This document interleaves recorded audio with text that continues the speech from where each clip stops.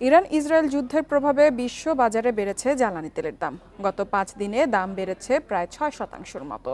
তবে দেশে এখনই জ্বালানি তেলের দাম বাড়ানোর পরিকল্পনা নেই বলে জানিয়েছেন অর্থ উপদেষ্টা ডক্টর সালেউদ্দিন আহমেদ। এ বিষয়ে আরও বিস্তারিত আলোচনা করতে আমাদের সঙ্গে যুক্ত হয়েছেন আইইইএফ এর প্রধান জ্বালানি বিশ্লেষক শফিকুল আলম। শফিকুল আলম, আপনাকে স্বাগত জানাচ্ছি অর্থনীতি সারাদিনে। আপনার সাথে শুরুতেই জানতে চাইবো, আমরা জানি যে এখন পর্যন্ত গত 6 দিনে আমরা দেখেছি যে বিশ্ববাজারে জ্বালানি তেলের দাম 6% মতন বেড়েছে। সামনের দিনে আরও কতটা বাড়বে সে বিষয়ে আমরা এখনও জানি না, যদিও অর্থ উপদেষ্টা দাম না বাড়ানোর আশ্বাস দিয়েছেন। আগামীতে সংখ্যা আসলে কোথায় গিয়ে ঠেকছে বলে আপনি মনে করেন?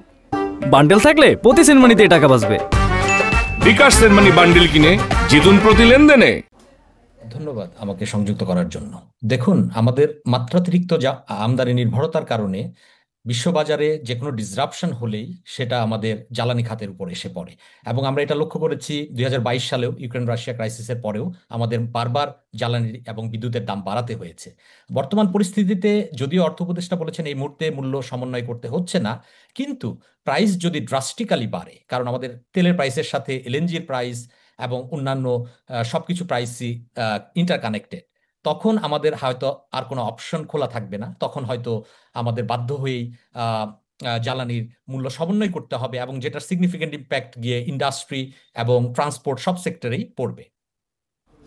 শফিকুল আলম, আমাদের দেশ তো এলএনজি আমদানি নির্ভর দেশ। সেক্ষেত্রে এই যুদ্ধ যদি দীর্ঘায়িত হয়, সেক্ষেত্রে কিভাবে আমরা সামাল দিতে পারবো? আমাদের আসলে পরিকল্পনা কিভাবে নেওয়া উচিত যেন অর্থনীতিতে খুব বেশি একটা প্রভাব না ফেলে?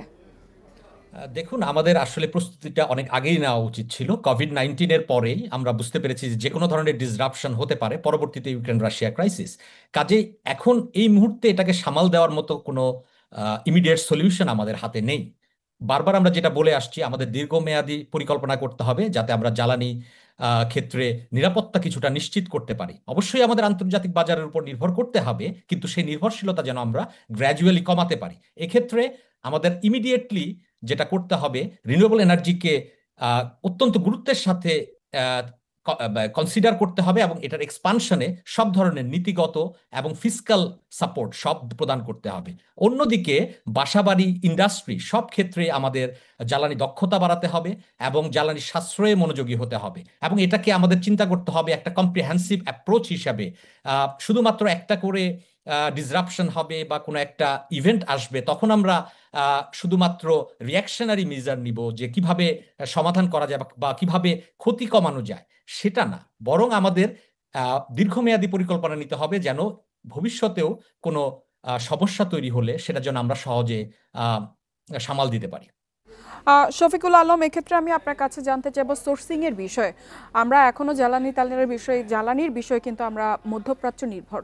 সেক্ষেত্রে আমরা যদি অন্য দেশগুলোতে সোর্সিং এর দিকে কিছুটা মনোযোগ দিকে দিই, অথবা আমরা যদি সোর্সিং এর চেষ্টা করি, সেক্ষেত্রে কি কিছুটা হলেও আমরা এই পরিস্থিতিতে সামাল দিতে পারবো বলে আপনি মনে করেন? দেখুন, এটা একটা প্রক্রিয়া। আমরা আসলে আমাদের ডিপেন্ডেন্সটা আসলে কিভাবে আমরা এটা কমাবো এই মুহূর্তে আসলে সেটা আমি দেখতে পাচ্ছি না।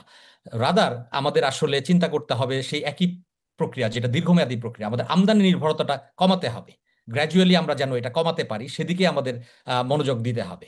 এবং সেই ক্ষেত্রে আমাদের যে রিসেন্ট বাজেটও গেল, সেটার এখন অ্যাপ্রুভাল হবে। তো সো বাজেটেও যাতে আমরা এই জ্বালানি নিরাপত্তা বাড়ানোর জন্য অ্যালোকেশনটা কনসিডার করতে পারি, সেক্ষেত্রে গভর্নমেন্টের এদিকে আরেকটু মনোযোগ দেওয়া উচিত।